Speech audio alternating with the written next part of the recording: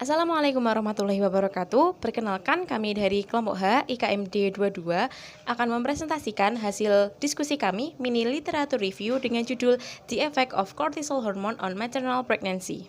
Untuk anggota kelompok kami ada saya sendiri yaitu Sofyana Khairul Inayah dengan NIM 191221105, Farika Ismu Khafida dengan NIM 191221239, Salma Ainun Nafiah dengan NIM 191221117, serta ada Afif Khulukin Azim dengan NIM 191221237, yang terakhir ada Adela Firza Diatma dengan NIM 191221109.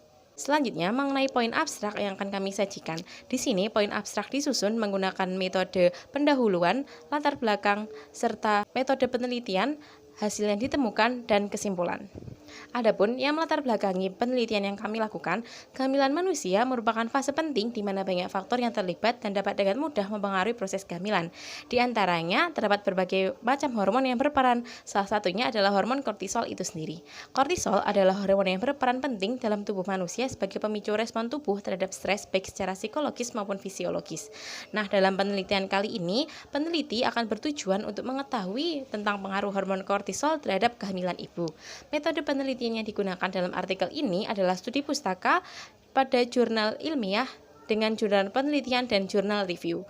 Hasil yang ditemukan adalah bahwa dalam proses kehamilan seorang ibu, umumnya kadar kortisol plasma akan meningkat dibandingkan dengan kadar kortisol pada orang normal. Kadar kortisol hormon stres ibu dan yang lebih tinggi kemungkinan diakibatkan oleh stres prenatal dan berdampak pada perkembangan otak anak dan sumbu HPA, serta fungsi plasenta yang merupakan mekanisme yang sebagian dapat mengimbangi dampak neuropsikiatri pada anak. Selain itu, peningkatan hormon kortisol pada ibu hamil akan berdampak negatif, seperti memicu stres yang berujung pada kelahiran merugikan, seperti halnya aborsi spontan, kelahiran prematur, dan pada anak dapat menghadirkan kemungkinan skizofrenia. Namun, pada beberapa literatur yang kami temukan juga terdapat ketidakinkonsistenan antara satu penelitian dengan penelitian yang lain. Hal ini dikarenakan terdapat bias dalam penelitian tersebut. Di sini saya akan menjelaskan mengenai bagaimana kelompok kami menentukan kata kunci. Kata kunci merupakan aspek terpenting dalam sebuah penelitian dan literatur, karena akan menjadi komponen utama dalam pembuatan sebuah penelitian. Dalam penelitian ini, teknik yang kami gunakan untuk menentukan kata kunci adalah dengan mengambil kata-kata inti dari pertanyaan yang dirumuskan berdasarkan topik yang telah ditentukan.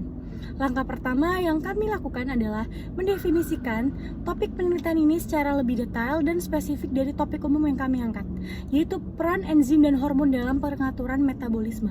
Topik spesifik yang kami gunakan adalah mengenai hormon, khususnya pengaruh hormon kortisol terhadap kehamilan ibu. Kami merumuskan pertanyaan bagaimana pengaruh hormon kortisol terhadap kehamilan ibu, dan kemudian menentukan kata kunci.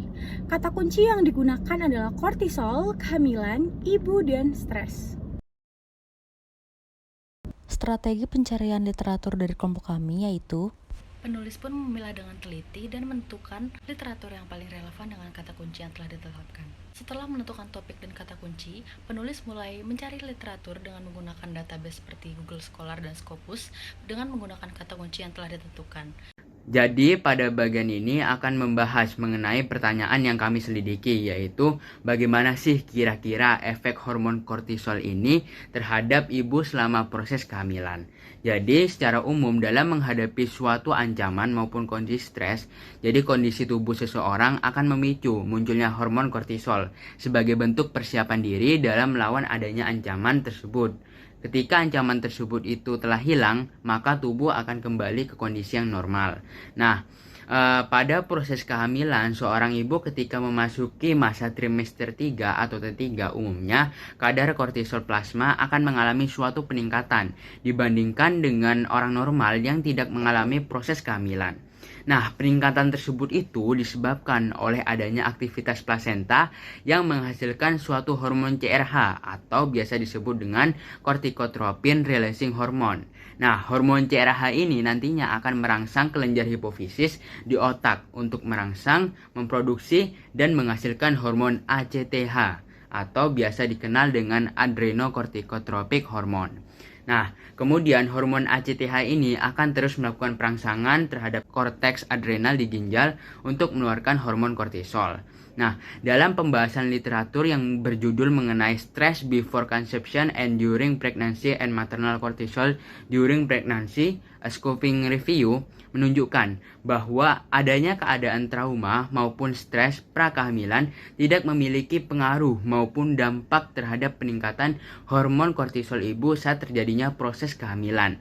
Nah, akan tetapi adanya peningkatan hormon kortisol ini juga bisa disebabkan oleh adanya pengaruh tekanan dari lingkungan sekitar, dukungan dari orang-orang terdekat, bahkan pencemaran lingkungan seperti polusi udara dapat menjadi penyebab proses peningkatan hormon kortisol ibu selama masa kehamilan. Lebih lanjut lagi, adanya peningkatan hormon kortisol akan mempengaruhi terhadap kondisi kesehatan selama kehamilan pada ibu.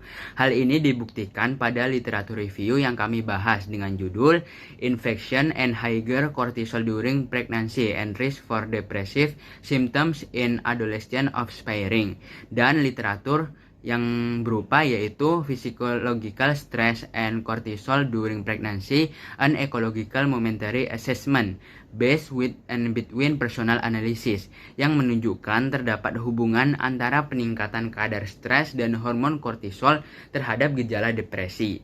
Nah, kadar hormon stres dan kortisol ibu yang lebih tinggi mungkin sebagai konsekuensi dari stres prenatal dapat berdampak pada perkembangan otak anak dan aksis HPA serta fungsi plasenta. Nah, HPA ini merupakan hipotalamus yang merupakan mekanisme yang dapat menghilangkan sebagian dampak neuropsikiatri pada anak. Nah, dalam proses kehamilan seorang ibu, adanya peningkatan hormon kortisol yang tinggi ini ternyata memiliki keterkaitan dengan gejala penyakit yang akan dialami oleh ibu yang hamil tersebut itu, teman-teman.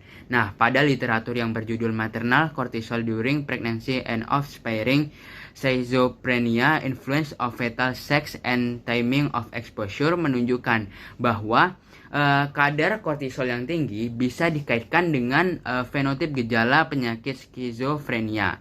Nah, penyakit ini seperti yang kita ketahui bersama merupakan suatu gangguan mental berat yang berpengaruh terhadap pengendalian emosi, kontrol, dan juga perilaku seseorang. Di sini kita sampai kepada kesimpulan. Terdapat hubungan antara peningkatan kadar hormon kortisol dengan resiko infeksi pada ibu dan resiko gejala depresi pada anak-anak selama masa remaja. Prenatal kortisol yang lebih tinggi selama kehamilan juga berhubungan dengan fenotip perantara terkait skizofrenia, alih-alih diagnostik lengkap untuk gangguan tersebut. Namun, untuk mengetahui pengaruh hormon kortisol pada kehamilan ibu secara lebih spesifik, memerlukan adanya penelitian lebih lanjut. Dan juga penelitian selanjutnya perlu mempertimbangkan variabel perancu yang dapat membiaskan penelitian dan juga mempertimbangkan sampel yang lebih besar dengan pengambilan yang jelas dan pengambilan sampel secara ketat, bahkan pengukuran yang homogen. Penelitian lebih lanjut juga diperlukan untuk memahami hubungan antara stres ibu dengan kortisol selama kehamilan manusia, serta kasus bahkan mekanisme yang mendasari kortisol ibu dalam perkembangan gangguan neuropsikiatri, baik pada ibu itu sendiri maupun pada anak yang dilahirkan. Selain itu, informasi lebih lanjut juga diperlukan mengenai hasil jangka panjang, terutama bagaimana tentang perkembangan resiko gangguan atau penyakit yang terkait dengan konsentrasi kortisol ibu untuk memahami faktor resiko dan juga menentukan program intervensi yang efektif. Sekian presentasi dari kelompok kami mohon maaf apabila ada kesalahan kata, kurang lebihnya mohon maaf. Wassalamualaikum warahmatullahi wabarakatuh.